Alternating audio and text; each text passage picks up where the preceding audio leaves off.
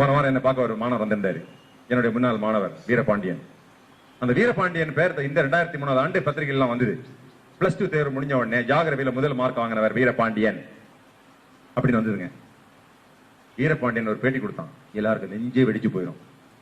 பகல் நேரத்தில் பள்ளிக்கூடத்தில் படிப்பேன், 5 மணிக்கு பரோட்டா ஸ்டாலில் என்னுடைய பணியை தொடங்குவேன், இரவு 12 மணிக்கு வீட்டுக்கு போவேன், காலையில் 5 மணிக்கு எந்திரிப்பேன், மறுபடியும் பரோட்டா கடையில வேலை பார்த்து ஜியோகிராபியில 200க்கு 198 மார்க் வாங்கினா வீரபாண்டியன். அவன் கேட்டாங்க, வீரபாண்டியன் சொல்லுங்க உங்களுக்கு லட்சியம் என்ன? எனக்கு இருந்தா வீரபாண்டியனை கேட்டாங்க, உனது லட்சியம் என்ன? பாலபாரதி அவன் என்ன சொன்னா தெரியுமா? எழுதி வைத்துக் கொள்ளுங்கள், எண்ணிக்கொள்ளுங்கள், 2009 ஆண்டு இந்த வீரபாண்டியன் IAS அதிகாரியாக மாறுவான். வீரபாண்டியன் 2004 தமிழ்நாடு அரசாங்கத்தினுடைய IAS ட்ரைனிங் சென்டர் அண்ணா நகர்ல இருக்கு, அங்க எனக்கு நான் பாடம் எடுத்திருக்கிறேன். வீரபாண்டியன் 2009 ஆண்டு அந்த வீரபாண்டியன் தமிழ்நாட்டில் முதல் மாணவனாக IAS தேர்வு பெற்று வீரபாண்டியன் IAS மாறி இருக்கிறார். 2 வாரங்களுக்கு முன்னாடி என்ன பார்க்க வந்தாரு, என்னை வந்து பார்க்க வந்தாரு. ஆந்திர பிரதேசம் இருக்கேன் சார், சந்தோஷமா இருக்கேன். எங்க அப்பா அம்மா நான் கேட்டேன், உங்க அப்பா அம்மா எல்லாம் உங்க மறுபடியும் கூட்டிட்டு உங்க பங்களா கூட்டிட்டு போயிட்டீங்களா அப்படின்னு கேட்டேன். நான் என்னுடைய தாயாரை வந்து எங்க வீட்டுல தான் இப்போ இந்த கமிஷனர் பங்களாவில் மேல மாடியில் வச்சு அழகு பாக்குறேன். ஏன் தெரியுமா? அந்த அளவுக்கு எங்களை சிரமப்பட்டு ரொம்ப கடினமான சூழ்நிலை கிடையில எங்களை படிக்க வச்சு மீண்டும் மீண்டும் படிக்க வச்சு அவங்க நகைகள் எல்லாம் அடமானம் வச்சு எங்க அம்மா படிக்க வச்சாங்க. அவங்களுக்கு எந்த சுகத்தையும் அவங்க அனுபவிக்கல. வீட்டுல விவசாயம் பாக்குறது, வீட்டுல உள்ள எல்லாரும் சமையல் பண்றது, ஆடு மாடுகளுக்கு சாப்பாடு போடுறது, இதே அவங்க வேலையா போச்சு. நான் சொன்னேன், நீங்க கஷ்டப்பட்டதெல்லாம் போடும், இங்க வாங்க, கோயம்புத்தூர்ல கவர்மெண்ட்ல வீடு கொடுத்துருக்காங்க, அந்த வீட்டுல இங்க இருங்க அப்படின்னு சொல்லி எங்க அம்மா கூட்டு உட்கார வச்சிருக்கிறேன். அவன் சொல்றான், எங்க அப்பா அம்மா கூட்டு போன ரொம்ப ஆசைதான் சார். எங்க அப்பா கூப்பிட்டேன், அவர் வந்து பாத்திரம் வியாபாரம் பண்ணிட்டு இருக்காரு. ஒரு 3000 ரூபாய்க்கு பாத்திரம் வாங்கி 3500 ரூபாய்க்கு விற்பாரு. அவர் சொன்னாரு, போடா நீங்க எல்லாம் கலெக்டர் பரவாயில்ல, நான் வரவே மாட்டேன், நான் இந்த குடிசை வீட்டுல தான் இருக்க போறேன் அப்படின்னு சொன்னாதான். ரொம்ப ஆச்சரியமா இருந்தது, சந்தோஷமா இருந்தது. எங்க அப்பா அவ்வளவு தூரத்துக்கு ஒரு நியாயமானவர். வீரபாண்டியன் IAS தெரியுதா உங்களுக்கு? சுய முன்னேற்ற நூல்கள் எத்தனை இருக்கு? ரொம்ப குறைவு, ஒரு சில நூல்கள். ஏன்னா சினிமா நடிகை படம் போடலன்னா இவன் வாங்க மாட்டேங்கிறான். நான் கூட யோசிச்சு பார்த்தேன், தன்னம்பிக்கைன்னு போட்டு ஒரு நல்ல சினிமா நடிகருடைய படத்தை போட்டு நல்லா வாங்கலாம் சொல்லி வாங்க வச்சு உள்ள படிச்சு அப்படியே படிச்சு பார்க்கட்டுமே, வாங்க மாட்டான். தெரியும் மேலதான் படம் போட்டிருக்காங்க, உள்ள ஒண்ணுமே இல்லை, இருக்க சட்டை ட்ரெஸ் புள்ளதான் இருக்கு, அதுக்கு வச்சு பாதி கிடையாம இல்ல. ரொம்ப வக்கிர புத்தி வாசகர்கள் அப்படி இருக்கக்கூடிய சூழ்நிலையில தன்னம்பிக்கை வாசகர்கள் என்பது. ஆனா வந்து பொழுதுபோக்கு புத்தகங்களை படிக்கிறாங்க ஒரு சிலர். படிக்கிறது நல்லது, நான் இல்லைன்னு சொல்லல. படிக்கிறது என்ன புத்தகமாக படிக்கிறாங்க? பொழுதுபோக்கு. அதாவது ஏதோ காலையில இருந்து சாயங்காலம் வரைக்கும் பயங்கரமான வேலை பார்த்த மாதிரியும், பயங்கரமான அணு ஆராய்ச்சி ஈடுபட்ட மாதிரியும், பொழுதுபோக்குறது 2 மணி நேரம் இருக்கிற மாதிரியும், காலையில இருந்து சாயங்காலம் வரைக்கும் பொழுதுபோக்கு ஏதாவது நடந்துட்டு இருக்குது. டிவியில முன்னாடி உட்காந்துருக்காங்க. உங்களுக்கு எதுங்க பொழுதுபோக்கு? அதாவது ஒரு ப்ரொடக்டிவா ஒரு ஆசிரியர் பணி, ஒரு ஆராய்ச்சி பணி, ஒரு தொழிலாளி பணி, தொழில் செய்யக்கூடிய பணி, ஏதாவது ஒரு பணி பண்ணிட்டு 1 hour வேணா நீங்க ரிலாக்ஸ் பண்ணலாம், அதுக்கு அந்த டைம் இருக்கலாம். இது இருக்கிற காலேஜ் நைட் வரைக்கும் ரிலாக்ஸ் தான். வேலையை பாக்குறது இல்லையே. ஒரு ஸ்பெஷல் அப்பீல் இருக்குன்னா வந்து முன்னேறணும் அப்படின்னு நினைச்சீங்கன்னா பொம்பளை பிள்ளைகளை நல்லா படிக்க வச்சு ஒரு வேலையில அமர்த்துங்க. அதுக்கு பிறகு அந்த பிள்ளைகளை கல்யாணத்தை பத்தி யோசிங்க தயவுசு.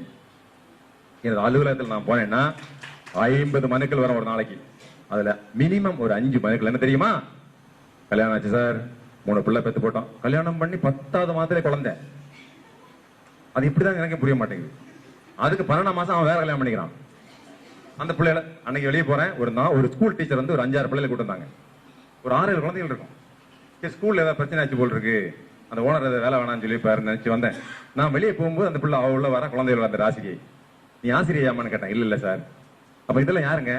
இதே மூத்த பிள்ளை சார், இது 2வது பிள்ளை, 3, 4, 5, 6 குழந்தைங்க. இப்ப என்ன பிரச்சனை? எங்களை எல்லாம் விட்டுட்டு எங்க புருஷன் இப்ப வேற ஒருத்தர் கல்யாணம் பண்ண போறான் சார். இப்ப அவளுக்கு என்ன பிரச்சனைன்னா வருமானம் இல்ல, குழந்தைகளை காப்பாற்ற முடியாது. இப்ப அவன்கிட்ட நல்ல வருமானம் இருக்குன்னு நினைக்கிறீங்களா? புருஷன் பயங்கரமான கோடீஸ்வரர் நினைக்கிறீங்களா? அவன் அன்னக்காவடி, அவன் வந்து ஒரு பிரயோஜனமும் கிடையாது. இப்ப என்னுடைய சிந்தனை எப்படின்னா, ஒரு பெண் அப்படிங்கிறவ சுயமாக சம்பாதிச்சு சுயமான காலில் நின்னா மட்டும்தாங்க அவளுக்கு மரியாதை. இப்ப மட்டும் இல்ல, அவ சாகிற நேரத்துல கூட அவளுக்கு மரியாதை வேணும், குழந்தைய அவன் மதிக்கணும் அப்படின்னா, இல்லாட்டி அனாதை இல்லத்தை போட்டு விட்டுருவான். இப்ப அது ஒரு பெரிய ப்ராப்ளம் நடந்துட்டு இருக்கு. வயசானவன சொத்துல எழுதி கூட, உனக்கு என்ன சொத்து, பேசாம ஒரு ஓரமா படுத்து கிடையாது, சாப்பாடு போடுறோம்.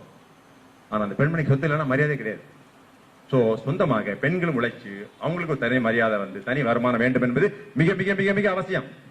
இல்ல இந்த பெண்கள் வந்து படக்கூடிய கஷ்டத்தை பாத்தீங்கன்னா ரொம்ப ரொம்ப சிரமமா இருக்கு. அவங்க நம்பிக்கை, சரிம்மா நீ என்ன படிச்சிருக்கிற? சார் நான் BA படிச்சிருக்கேன். ஏன் ஒரு B.Ed படிமா? பிஎட் ஒன்று படி, உன ஸ்கூல்ல வேலை கிடைக்கும். அதை எப்படி சார் படிக்கிறது? புருஷனை படிச்சு சேர்த்து வைங்க சார் அப்படிங்கிறான். அவன் ஏற்கனவே 3 கல்யாணம் பண்ணிட்டான். அவன் எங்க போய் சேர்த்து வைக்கிறது? கேட்டா எங்க மத்தியில் அதெல்லாம் சான்ஸ் தான், ஒன்றும் பிரச்சனை இல்லை, நாங்கள் 4 கல்யாணம் பண்ணிட்டோம், 4 கல்யாணம் பண்ணிக்கலாம் சார், நீங்க எங்க தொந்தரவு பண்ணுறீங்க. கூட 3 வக்கீலும் வராது, நீங்க போலீஸா விசாரிக்கிறீங்க. இதெல்லாம் பெண்கள், it's very very critical. Education அதான் உங்களுக்கு சொத்து. எஜுகேஷன், நல்ல எஜுகேஷன் இருந்தால் நல்ல வேலை கிடைக்கும். நிறைய ஸ்கூல்ஸ் வந்தாச்சு. வெறும் டீச்சர் ட்ரைனிங் படிங்க 20,000 சம்பளம், வேறு டிகிரி படிங்க, பிஎட் படிங்க 40,000 சம்பளம். அதுவும் நல்ல நீங்க குவாலிஃபைட் நல்ல கெப்பாசிட்டி இருக்கக்கூடிய ஸ்டூடெண்ட்னா நீங்க பிரின்சிபல் ஆயிடலாம், காலேஜ் ஸ்கூல் பிரின்சிபல் ஆகலாம். தெரியுமா உங்களுக்கு? நல்ல பிரின்சிபல்ஸ் இல்லைங்கிறாங்க. பிஹெச்டி பண்ணீங்கன்னா உங்களுக்கு 1 லட்ச ரூபா சம்பளம்.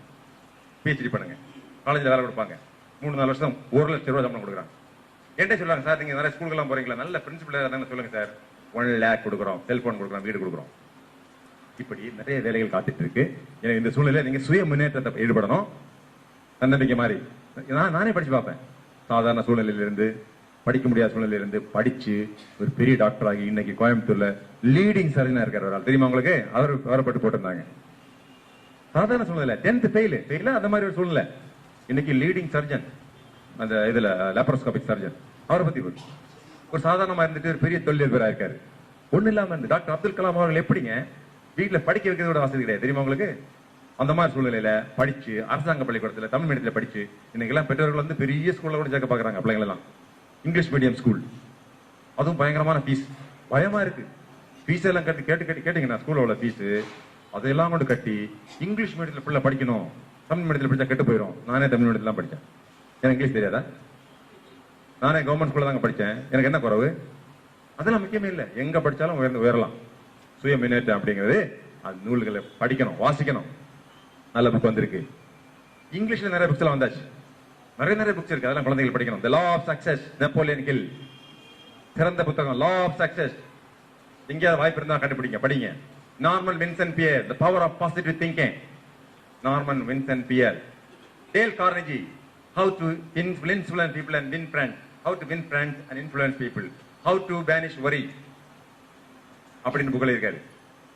அப்புறம் Philip McGraw, The Strategies of Success. Philip McGraw. Jack Canfield, chicken soup for soul. அப்படி இருக்கு. Chicken soup for soul. உடம்புக்கு சிக்கன் சாப்பிடுற மாதிரி மனசுக்கு சிக்கன் சூப் சாப்பிடணுங்கிறாரு ஜாக் கேன்ஃபீல்ட். அதே மாதிரி 33 Strategies of War, 48 Days of Power. Robert green. நல்ல நூல்கள். ராபர்ட் கிரீன் ஒரு ஆள் இருக்காருங்க, ரொம்ப அருமையா இருக்கும், வாசிக்கிறதுக்கு சுகமா இருக்கும். படிக்கிற பிள்ளைங்க எல்லாம் அந்த வெக்கேஷன் கிடைக்கும் போது ராபர்ட் கிரீன் புக்கை படிக்கணும். 33 Strategies of War, 48 Days of Power. அப்புறம் ஸ்டீஃபன் கோவே, 7 Habits of Most Successful People. Stephen கோவே நல்ல சிறந்த புத்தகங்கள். எப்படி இண்டிபெண்டா இருக்கிறது, டிபெண்டா இருந்து இண்டிபெண்டா இருந்து இன்டர்டிபெண்டன்ட் ஆகிறது எப்படி, சிறந்த மனிதனாக உயர்வது எப்படி எழுதியிருக்காரு. இப்ப லேட்டஸ்ட் புக்ஸ் நம்ம இந்தியன் ஆரிஜின் ஒரு man, robin Sharma. The monk who sold the Ferrari. You don't have your title to be a leader. நிறைய புக்ல இருக்காரு. Leadership wisdom. இப்படி பல்வேறு நூல்கள் வந்தாச்சு. இப்போ நிறைய புக்குகள் மார்க்கெட்ல இருக்கு. இந்த மாதிரி நல்ல நூல்களை தேர்ந்தெடுத்து படிச்சீங்கன்னா முன்னேற வேண்டிய ஆசை ஏற்படும். அதுக்கு மேலாக நான் எழுதியிருக்கக்கூடிய Be Ambitious. மாணவர்களே ஆசைப்படுங்கள். Be Ambitious நான் எழுதியிருக்கேன் புக். அதெல்லாம் உங்களுக்கு தெரியுமா? அதெல்லாம் தெரியாது. சினிமா புக்குன்னா தெரியும், இதெல்லாம் தெரியாது. நான் யாரும் சொல்றது இல்லை. நான் இன்னைக்கு யாரு நான் புக்கில் இருக்கிறேங்க, நான் நிறைய புக் வாங்கி படிங்க, அதெல்லாம் சொல்றது இல்லை. ஆனா அது ஜனங்களுக்கு நிறைய பேருக்கு தெரியல. புத்தகங்களை பத்தி தெரியாது. தெரியாது பாப்பா அவர் அந்த சுட்டாரு, அப்பா அப்படிதான் தெரியும் அவர், அவ்வளவுதான் தெரியும். புக்ஸ் படிக்கக்கூடிய ஹேபிட். ஓகே ஃப்ரெண்ட்ஸ், இங்கிலீஷ் பேசி பழக வேண்டும், ஆங்கிலம் பேசி பழக வேண்டும். Skills, communication. எப்படி கம்யூனிகேட் பண்றது? நான் வந்து கீர்த்தனாவோட ஒரு விதமா பேசணும் அவள்கிட்ட போய், இல்ல வளர்ந்தவங்க ஒரு ப்ரொஃபசர்னா இன்னொரு விதமா பேசணும், டாக்டர் இன்னொரு விதமா பேசணும், எங்க ஓன் டிஜிபினா அவங்கள்ட்ட நான் கீர்த்தனா பேசுற மாதிரி பேசிட்டு இருக்க முடியுமா? அது வேற. இப்படி ஒவ்வொரு எப்படி பேச வேண்டும், எதை பேசணும் எதை பேசக்கூடாது, இந்த ஸ்கில் கம்யூனிகேஷன். பாடி லாங்குவேஜ் என்ன சொல்றாங்கன்னா, கம்யூனிகேஷன்ல மிக முக்கியமானது நம்ம சொல்ற வார்த்தைகள் மட்டும் கிடையாது. சரிங்களா?